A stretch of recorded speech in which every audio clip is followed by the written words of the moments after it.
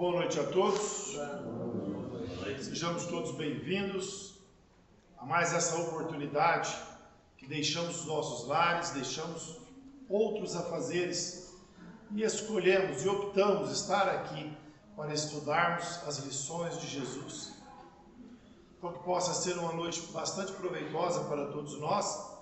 Para tanto, é necessário que nós nos desliguemos dos nossos problemas, do nosso dia, para que nós possamos estar de corpo e alma presentes.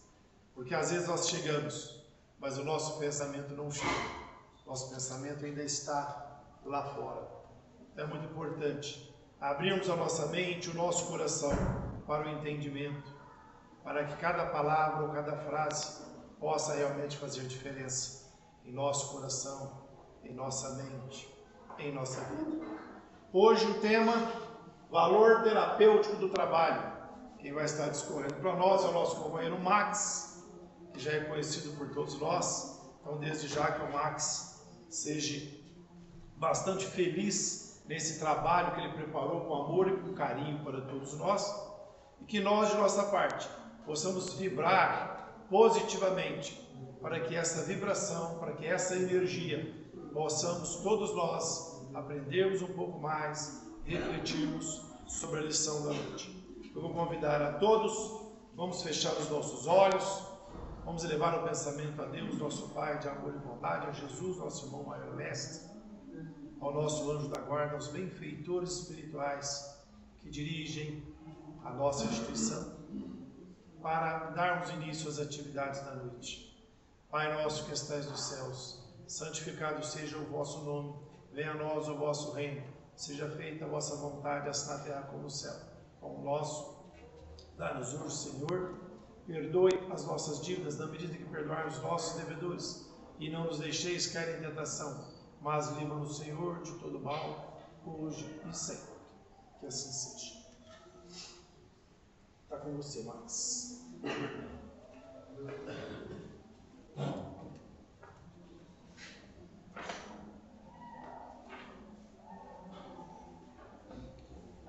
Nós agradecemos ao Criador, nosso Pai Celestial, ao Cristo, nosso Mestre amado, por mais essa oportunidade.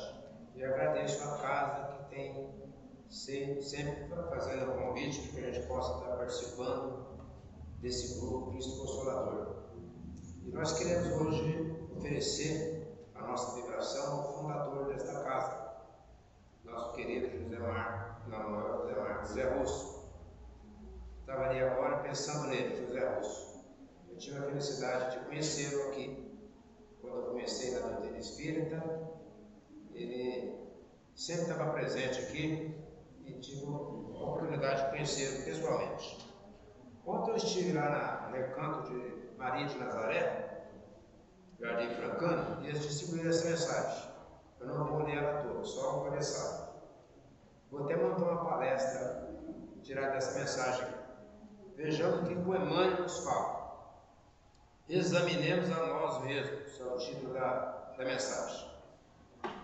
O dever do espírita cristão é tornar-se progressivamente melhor, útil, assim verificar de quando em quando, com um rigoroso exame pessoal, a nossa verdadeira situação íntima. Espírita que não progride durante 3 anos sucessivos, permanece estacionado. É uma chamada. Então vamos ao assunto que foi nos convocado. Quem pediu esse assunto para nós aqui foi exatamente a casa, não foi eu que escolhi não. Foi o nosso amigo que eu esqueci o nome dele. Nilson. Ele que pediu para nós falar esse assunto. Está no livro Céu e Inferno, o título está aí, Espíritos Endurecidos. Quem são os espíritos endurecidos? São aqueles que realmente não moldam a sua maneira de pensar, não modificam a maneira de agir, encarna e desencarna da mesma forma. Tem espírito assim na Terra, infelizmente. E nós estamos vivendo um momento agora muito sério Porque como nós estamos vivendo a transição planetária, mais de 2 bilhões de espíritos nesse naipe estão encarnados na Terra. Não queremos dizer que nós não somos eles, mas nós estamos dentro da doutrina com essa responsabilidade premente, como diz o Emmanuel aqui, de estar sempre mudando a nós mesmos. Então, ao lado deste quadro vivo, baseado sobre um fato, eis para estabelecer um paralelo, este que um pregador eu não sei falar esse nome aqui, né? Alguém sabe pronunciar perfeitamente aí? Montreuil-Simer, em 1864, por ocasião da Quaresma, traçou do inferno. Então o Espírito vai falar sobre o que é o inferno. Coincidentemente, nós estamos na Quaresma. Coincidência não existe, a não ser que o nosso amigo já pensou nisso na data. Eu não tinha pensado, agora que eu estou vendo. Olha o que o Espírito vai falar. O fogo do inferno está entre aspas. É milhões de vezes mais intenso do que o da terra. E se o acaso um dos corpos que lá se queimam, sem se consumirem, fosse lançado ao planeta, empestá-lo-ia um ou outro extremo, de um ou outro extremo. Olha a colocação que o Espírito está fazendo. Repetindo, está no livro Céu e Inferno. Por isso que o Espírito está descrevendo o que é o inferno.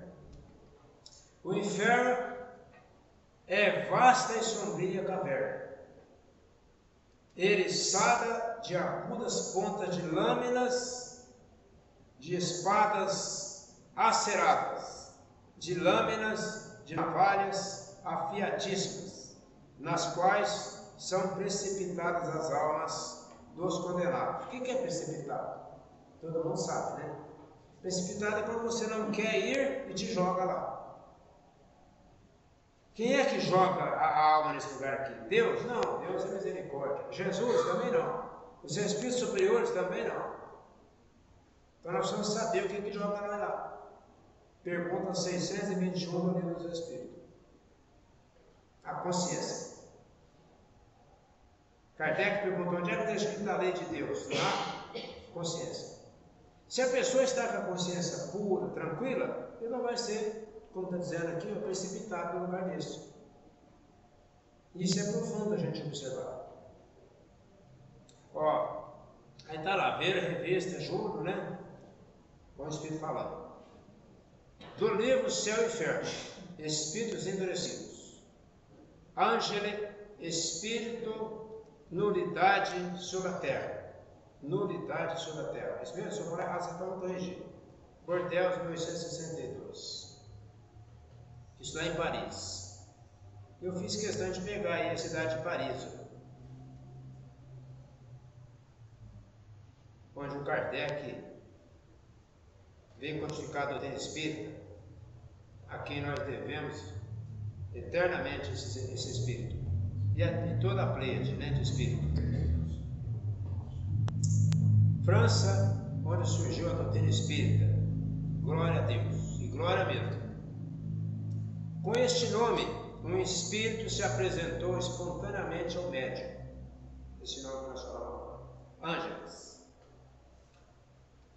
Olha o que ele fala aqui: arrependei-vos das vossas faltas. É uma pergunta. Arrependei das vossas faltas? O Espírito pergunta: não. O Espírito respondeu a quem foi perguntado: não, não arrependeu.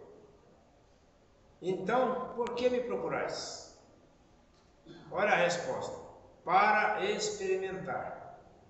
Acaso não sois felizes?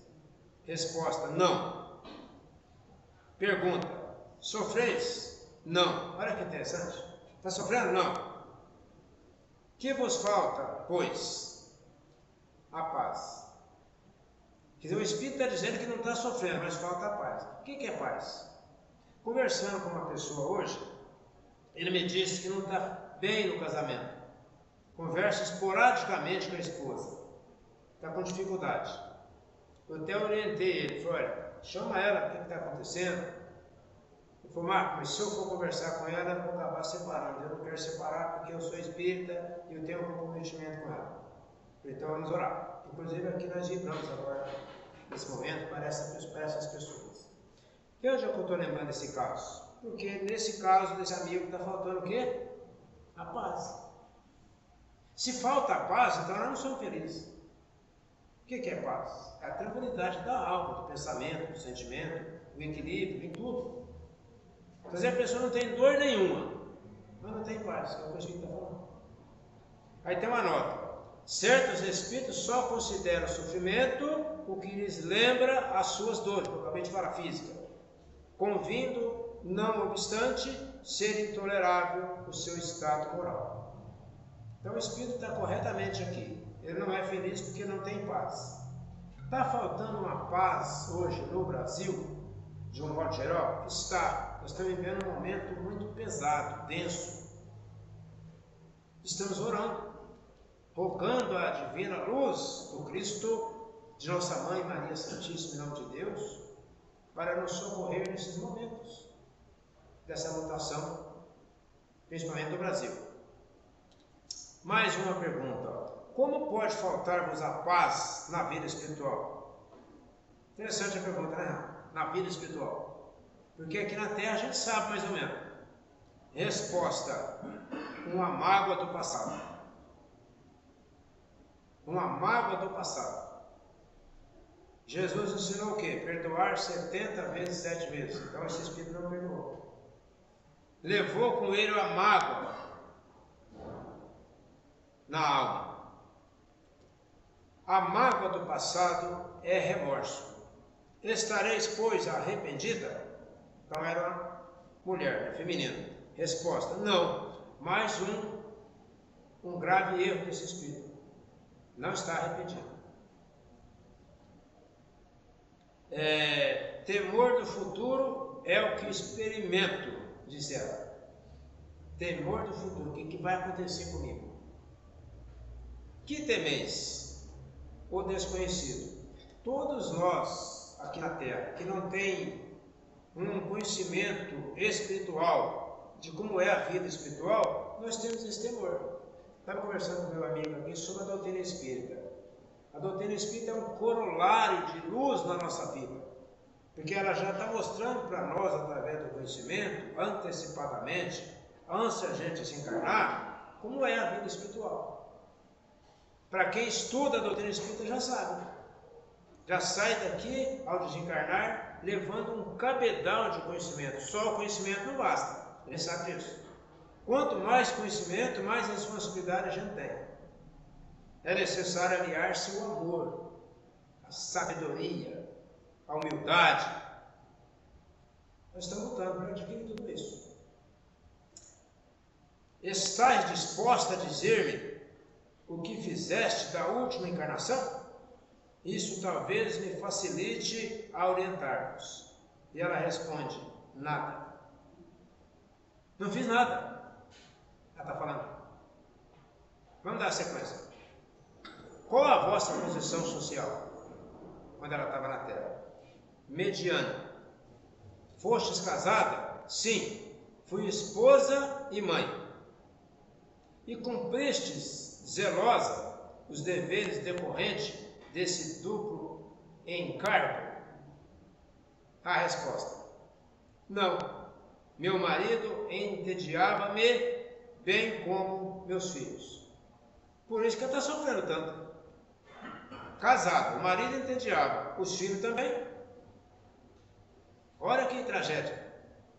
E a outra pergunta: de que modo preencheste a sua existência?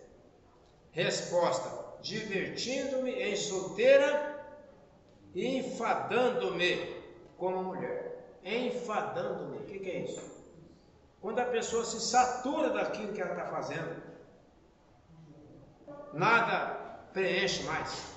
Tem pessoas assim na Terra? Infelizmente tem. Se nós não tomar cuidado, nós mesmos. O nosso amigo acabou de fazer a prece aqui, rogando a vibração para que nós possamos absorver a mensagem da noite. Porque senão a gente fica enfadado. Fala, mas espera, ele vai parar de falar, vai não?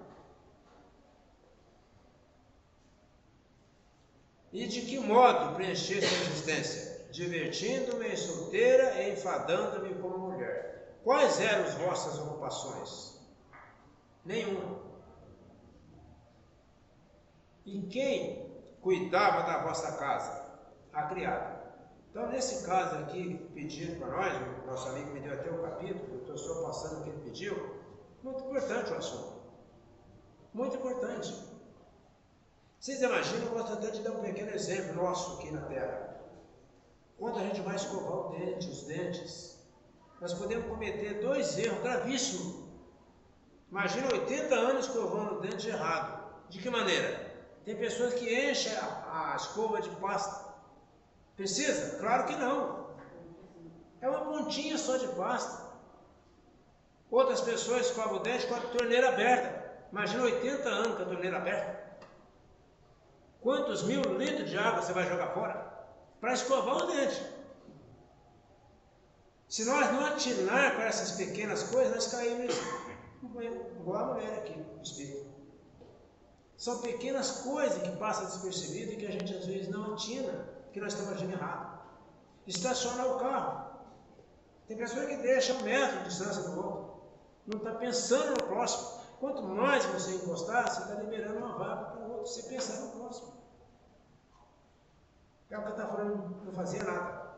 Isso é isso, gente. Não será cabível atribuir a essa inércia a causa de vossos pesares e temores? Diz o Espírito perguntando, não é por isso que você está sofrendo? Talvez tenhais razão, mas não basta concordar. Ela mesma está respondendo.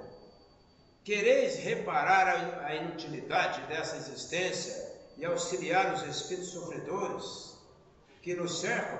Ó, está oferecendo um trabalho para ela. Ela responde, como?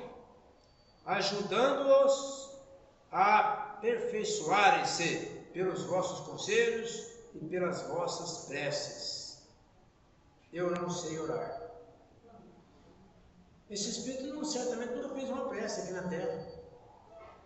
E como é importante, vindo para cá, agora eu estava ouvindo o Haroldo, tudo. Até fiquei dentro do carro esperando terminar a palestra dele, ele falando o valor da amizade do apóstolo Paulo com Lucas. E como é bom ter um Paulo como amigo, um Joaquim, uma Maria, uma Joana, não importa. A amizade é fundamental. Ela não tinha. Não sabia como ajudar. Ajudando-os a aperfeiçoarem-se pelos vossos conselhos e pelas vossas preces. Uma prece ajuda? Claro que ajuda muito. Mas muito. Vamos dar um exemplo? Chico Xavier estava nos Estados Unidos, numa situação muito difícil. O companheiro que foi com ele, agora não lembro o nome dele, foi para o Japão e deixou ele sozinho lá. Ele estava apavorado. Uma mulher em Uberaba, a vicíssima dele, que estava lá na reunião, sentiu e orou para o Chico. Quando o Chico voltou, ele falou, minha irmã, deixa eu te dar um abraço, aquela prece que você fez me ajudou demais. Ela não contou para ele que tinha feito a prece. Ele sentiu a prece lá. Isso é fundamental. Falemos juntos e aprendeis, diz o Espírito. Sim? Resposta, não. Mas por quê? Cansa. Aí se for a prece de carta, cansa mais ainda, né? É longa. Mas estão vendo aqui como é que o Espírito é negligente? Será que é só ela? É sério, meus irmãos. Quantas vezes a gente vai, daqui a pouco ele vai deitar. E a gente não faz nenhuma prece. A pressa para deitar o corpo, a gente esquece da essência, que é o Espírito. Oh, meu Pai, muito obrigado. Hoje eu estive numa reunião espírita, trabalhei o dia todo. Uma prece. Instruções do guia do médium. Damos-te instrução, facultando-te o conhecimento prático dos diversos estados de sofrimento, bem como da situação dos espíritos condenados à expiação das próprias faltas. Ângele, era uma dessas criaturas, sem iniciativa, cuja existência é tão inútil a si como ao próximo. Quer dizer, ela era inútil para ela e não fazia nada para os outros. Só podia sofrer. Não sabemos, né? Não tem 200 anos isso. Como é que está esse espírito hoje? Esperamos que esteja melhor, claro. Quando apenas o prazer, incapaz de procurar no estudo, no cumprimento dos deveres domésticos e sociais, as únicas satisfações do coração. Coração o que é mesmo? Nosso sentimento. Quando fala coração, não é esse órgão, é o nosso sentimento. Que fazem o encanto da vida, porque são de todas as épocas. Ela não pôde empregar a juventude senão em distrações frívolas, que continua. E quando deveres mais sérios se lhe impuseram, já o mundo se lhe havia feito um vácuo, porque vazio também estava o seu sentimento, o seu coração. Quer dizer, esse espírito aqui no caso não tinha sentimento nenhum de amor. Pode não ter feito nenhum mal extravagante, mas não fez nenhum bem. E também não evoluiu em nada, segundo a mensagem. Sem faltas graves, mas também, está escrito aí, sem méritos. Ela fez a infelicidade do marido, comprometendo pela sua incúria e desleixo o futuro dos próprios filhos. Quer dizer, não foi útil. Isso é sério. Conversando com a minha irmã hoje, uma sobrinha, né, ela estava me contando um fato lá, que deixa o menino às vezes quebrar uma folha, uma árvore, uma planta. Isso é dever dos pais corrigir. O menino tem 2 anos, ele não sabe o que não pode fazer. Então a mãe tem que, você não pode fazer isso, explicar. Isso é o dever do pai, do educador. A criança não tem culpa, o culpado é aquele que deixa fazer. Nesse caso aqui ela não fazia nada. Olha lá, deturpou-lhe o coração e os sentimentos, já por seu exemplo, já pelo abandono em que os deixou entregues a fâmulos. Eu fui ver o que é fâmulos, é empregados. Aos empregados, deixava as crianças aos empregados. Que ela nem sequer se dava ao trabalho de escolher. A sua existência foi improfícua e por isso mesmo culposa, visto que o mal, presta atenção nisso, é oriundo da negligência do bem. Olha, isso é sério. O mal é oriundo da negligência do bem. O que é o bem? Simples coisinha que a gente faz é o bem. Isso é fundamental. Ficai bem certo de que não basta abster-vos de faltas. É preciso praticar as virtudes que lhes são opostas. Daí o lema da doutrina espírita: fora da caridade não há salvação. E aí Kardec, catedraticamente, pergunta qual o verdadeiro sentido da palavra caridade. Se não me falha a memória, é na pergunta 886 do Livro dos Espíritos. E a resposta é fantástica, né? O que é caridade? São 3 alternativas, 3 respostas. Alternativa não, 3 respostas. Benevolência para com todos, para aquele maior inimigo, não é fácil. Indulgência para com as imperfeições dos outros e perdoar todas as ofensas. É a resposta lá do que é a caridade. Olha que a resposta não está falando para a gente dar cesta básica, dar isso, aquilo, tudo isso é caridade. Mas está falando lá da benevolência, indulgência e perdoar as ofensas. Quer dizer, a pessoa ela é mão aberta, ela ajuda muita gente financeiramente, mas ela é durona com ela mesma e às vezes com os outros. Então vai sofrer depois das consequências. Estudai o ensinamento do Cristo. Meditai-os e compenetrai-vos de que sem eles, sem o ensinamento do Cristo, se vos fazem estacar na senda do mal. O Cristo é tudo. E aí eu lembro um fato aqui. Nos Estados Unidos, uma igreja evangélica tinha 4 pastores que coordenavam a igreja. Pastores, entre aspas, porque nós sabemos que pastor é só o Cristo. Então, quem se denomina pastor hoje aqui na terra não entendeu a mensagem do Cristo. Vou até citar ela aqui. Jesus fala o seguinte: tende por vós apenas um pastor. Ele fala ele. Então, o único pastor que nós temos é o Cristo. Então, quem se denomina pastor aqui na terra está equivocado. Mas vamos à história. E nessa igreja tinha um jardim muito bonito, e quem cuidava do jardim era um africano, negro, totalmente negro, da África.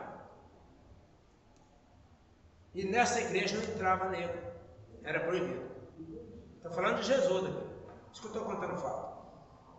E eles pregavam Jesus lá dentro. Aí um dia um dos pastores foi fazer um pagamento lá do jardineiro. E ele era um exímio jardineiro, fazia desenho nas árvores. Aí ele pediu para o pastor: escuta, você poderia deixar eu assistir um culto de vocês? Eu fico ouvindo os hinos que vocês cantam lá, até me emociona aqui fora. Deixa eu entrar lá pela primeira vez, eu queria conhecer a igreja por dentro e fora. Não posso. Se eu deixar, eu perco o meu cargo. Ele pegou o pagamento, terminou o serviço, foi embora. Chegou em casa, tomou banho, sentou na cama e chorou. Mas eu não posso entrar lá porque eu sou negro. E dormiu. Assim que dormiu, ele saiu do corpo. E foi subindo. Foi muito longe da terra. De repente ele vê Jesus. A hora que ele vê Jesus, ele perde a fala. Mas eu, encontrando Cristo, eu não mereço. Ele não falou, mas pensou. Jesus fez assim. Ele aproximou. Ele não conseguiu falar, mas ele pensou em Jesus, captou o pensamento dele. Senhor, eu estou lá na terra, sou jardineiro de uma igreja, e eles não deixam eu entrar na igreja, Senhor, porque eu sou negro. Jesus levantou, deu um abraço nele, e falou: fica triste não, meu filho. A igreja tinha 20 anos de fundação. Fica triste não, meu filho, faz 20 anos que eu pelejo para entrar lá e eles não deixam também. Você quer uma igreja dessa para você? Eu não quero. Sem o Cristo? Vou reler. Estudai o ensinamento do Cristo, meditai-os e compenetrai-vos de que sem eles se vos faz estacar na senda do bem. Sem o Cristo nós não temos vida. Também vos impõe voltar atrás, a fim de tomar-se o caminho oposto que conduz ao bem. Claro, sem o Cristo não tem jeito. O mal é o oposto do bem. Logo, quem quiser evitar o mal, deve seguir o bem, sem o qual a vida se torna nula, mortas e sem obras. E Deus, nosso Pai, não é Deus dos mortos, mas dos vivos. E quando fala vivo aqui, não é só respirar, não. É vivo para aquele que está entendendo a mensagem. Que vivo. Que tem muita gente morta viva. Aí vem outra pergunta.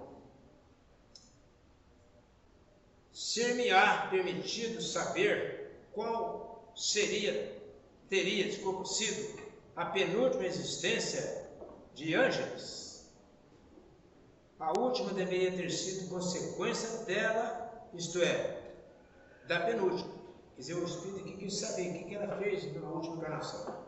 Resposta: ela viveu na indolência, a palavra beatífica. Todo mundo sabe o que é beatífico, beata. Envelheceu e não fez nada de útil. Na utilidade da vida monástica. Olha o perigo. Era uma religiosa. Monástica, preguiçosa e egoísta por gosto, quis experimentar a vida doméstica, mas seu espírito pouco progrediu. Quer dizer, agora de monástica, de beatífica, ela pediu para casar. Casou, não melhorou. Bom, o que essa mensagem está falando para nós? Ela já é ela com o seu problema, agora eu estou preocupado comigo. Eu também não casei, será quanto? A gente tem que tomar cuidado com o que a gente está falando de hoje. Ó, sempre repeliu a voz íntima que lhe apontava o perigo.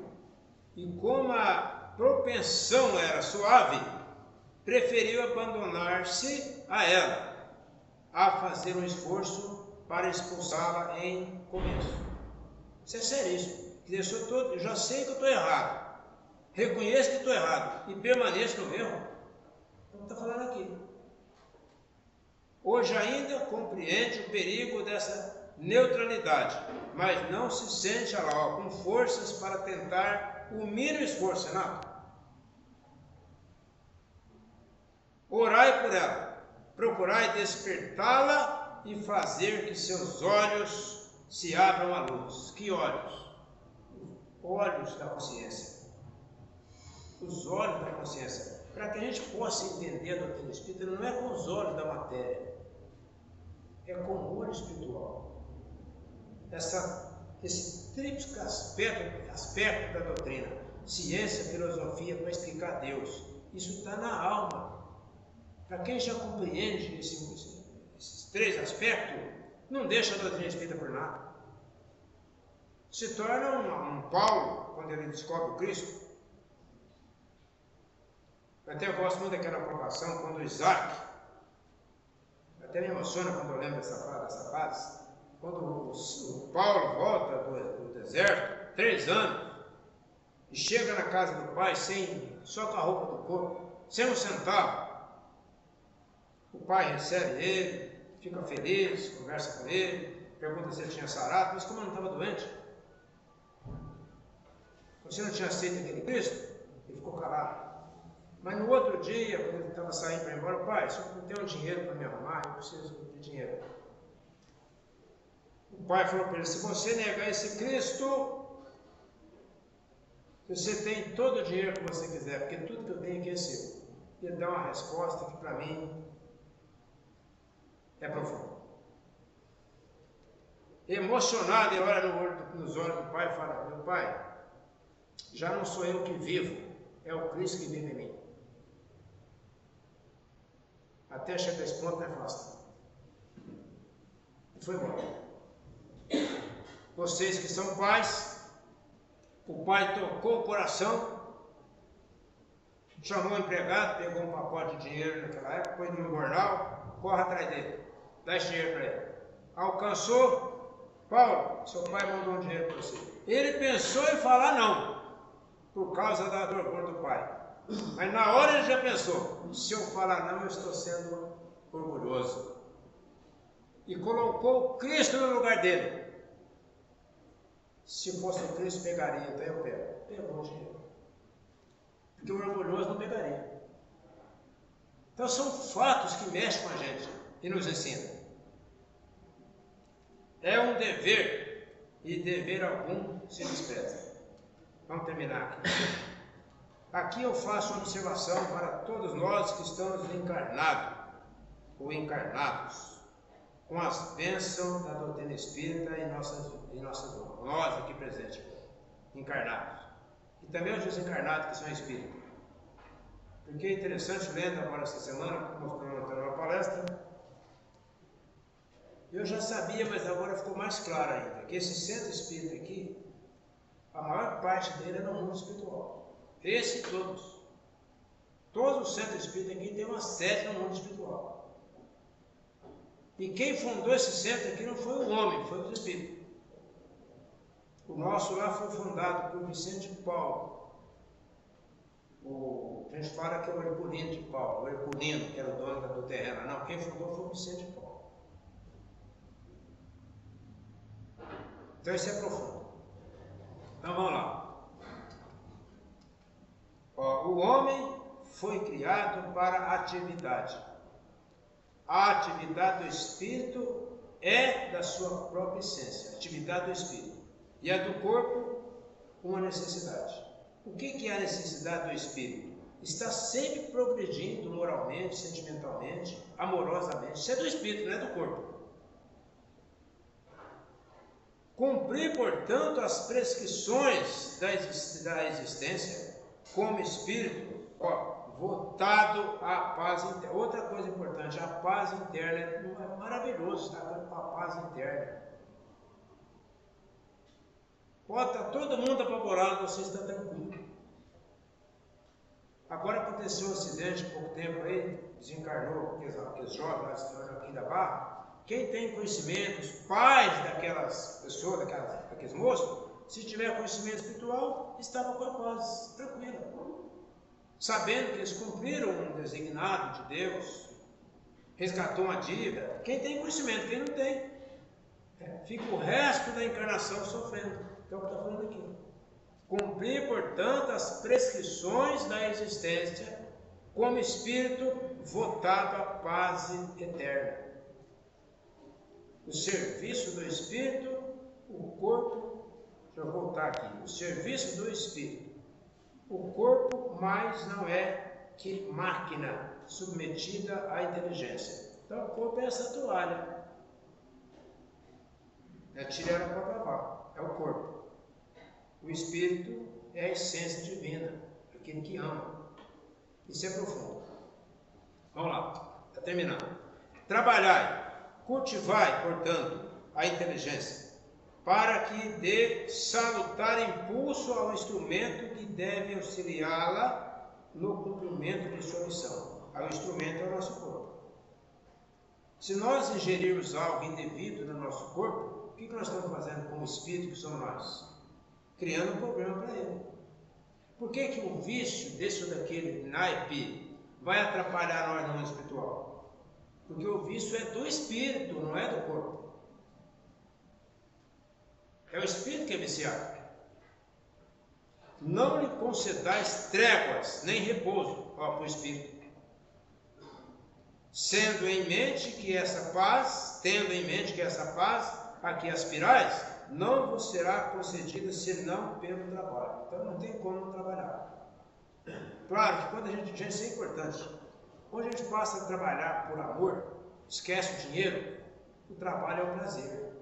Qualquer trabalho tem que ser feito por amor. Não importa se você ganha milhões, se você ganha pouco, mas tem que ser por amor. Então Cristo veio na terra por amor. Assim, quanto mais protelardes este, tanto mais durará para vós a ansiedade de espera. Trabalhai incessantemente. Cumprir todos os deveres sem exceção. Isto com zelo, com coragem, com perseverança. Aqui falou cumprir todos os deveres, eu citei agora mesmo o escova-dente. Parece que é simples, né? A gente erra às vezes barbaridade. Tem espíritos encarnados que têm preguiça de lavar o prato que ele comeu ou a xícara que tomou café. Espírito, hein? Aí eu coloquei aqui, já falei da escova dele. A pessoa, você acaba de almoçar, vai lá na pia, quem vai lavar? A minha mulher lava. Por que é importante eu lavar meu prato? Porque eu estou me educando. Sou eu que estou ganhando com isso. Tomei um cafezinho, lava a xícara, põe direitinho. Eu estou educando com isso. Eram as pequenas coisas que a gente evolui. Chico Xavier foi em Araras fazer uma visita, tomou banho. Todo mundo sabe disso. O banheiro lá não tinha pano de chão para. Ele rapou com a mão. Agora que a mulher viu, Chico, o que você está fazendo? Foi quando eu entrei aqui, o banheiro estava seco, eu quero deixar do mesmo jeito que estava. Não, Chico, eu esqueci de pôr o rodinho aí. Ele rapou com a mão. A água. E tem gente que se tiver o rodinho, não rapa ainda, nem o rodinho. Olha a displicência nossa. A fé vos alentará, mas não uma fé cega, uma fé raciocinada. Aqui entra o fator da doutrina espírita. A fé raciocinada. Quem sabe está na frente que acredita. Não basta acreditar, tem que saber. Todo aquele que desempenha conscientemente o papel mais ingrato e vil da vossa sociedade é 100 vezes mais elevado aos olhos de Deus do que aquele que, impondo esse papel aos outros, despreza o seu. Por isso que Jesus é o Cristo. Porque ele não delegou tarefa que era dele. Quem ajudou ele a carregar a cruz? O Simeão. Não foi ele que pediu, foi o centurião.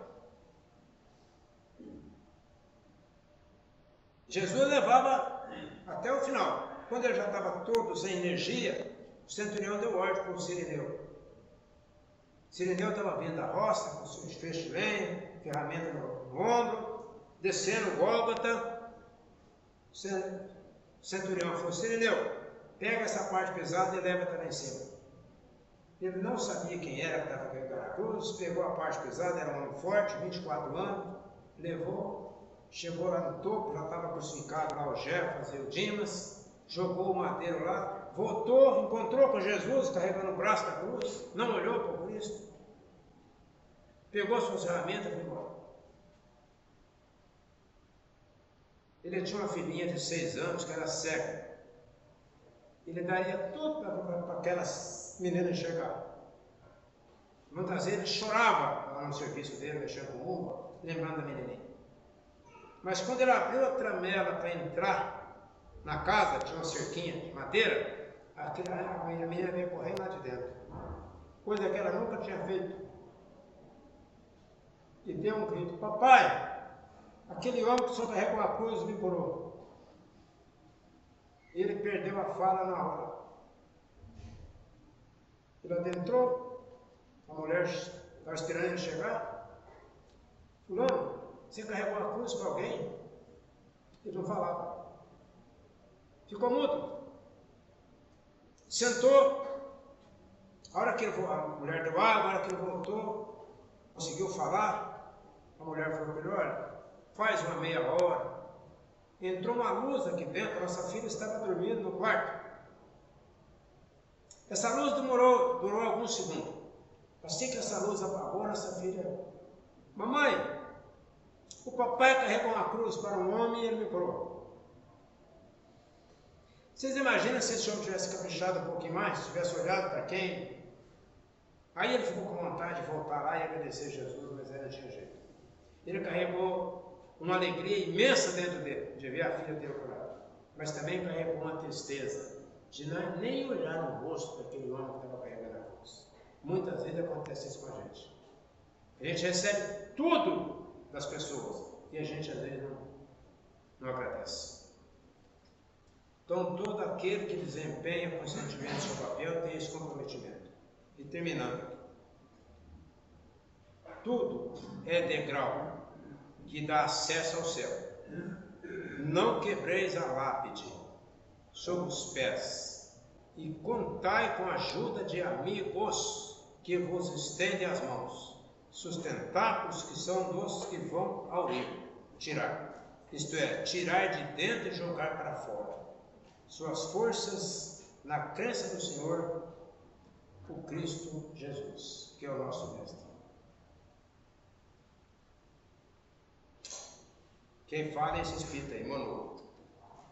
No Evangelho segundo o Espiritismo, capítulo 27, instruções dos Espíritos, modo de orar. Esse Espírito dá uma dica para nós como orar, só para terminar. Diz que o cumprimento do dever, seja profissional, familiar, social, moral, já é uma oração diária. Tudo isso que foi falado aqui. E isso porque quem cumpre bem os seus deveres não faz mal a ninguém. E só fazendo bem, liga-se aos bons da espiritualidade. Olha que coisa linda, como o Monô está falando. Educado em Paris, Genebra, Adolphe Louis Frédéric Monod iniciou sua vida em 1825 como fundador e pastor de uma igreja protestante em Nápoles, mudando-se para Lyon em 1827. Monod foi considerado por alguns dos principais pregadores protestantes da França no século XIX. Está a foto dele aí.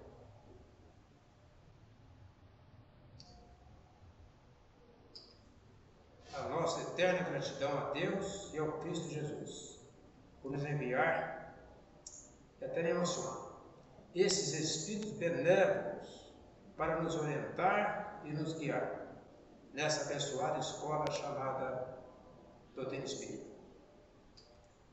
Gratidão a todos, encarnados e desencarnados, pela oportunidade que nós obtivemos de ouvir aqui um monólogo, trazendo para nós a história da nossa amiga e para que a gente possa levar para casa e para sempre o nosso comprometimento de espírito espírita. Boa noite.